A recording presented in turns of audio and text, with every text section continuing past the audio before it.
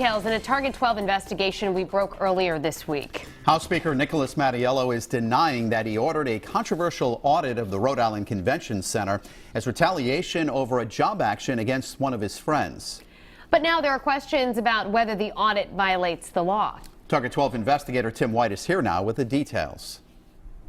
The audit of the convention center was ordered through the Joint Committee on Legislative Services, or JCLS, which is the administrative arm of the General Assembly.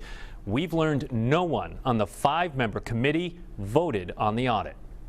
As Target 12 first reported, the Rhode Island Convention Center was hit with an unusual performance audit 2 days before Christmas. The action comes as the director of security there, James Demers, a friend of House Speaker Nicholas Mattiello, is the focus of a personnel investigation. Target 12 examined the statute that governs audits by Auditor General Dennis Hoyle, and it states he shall have the power when requested by a majority of the JCLS. Did you vote for Dennis Hoyle to do an audit on the convention center?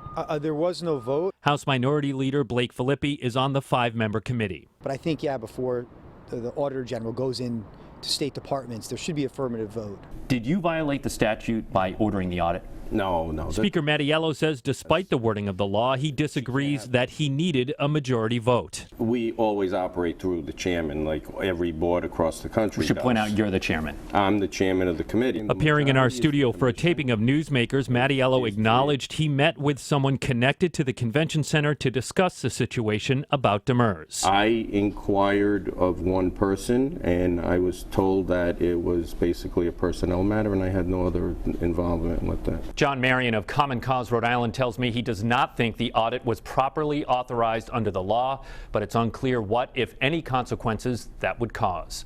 With the Target 12 investigators, Tim White, Eyewitness News.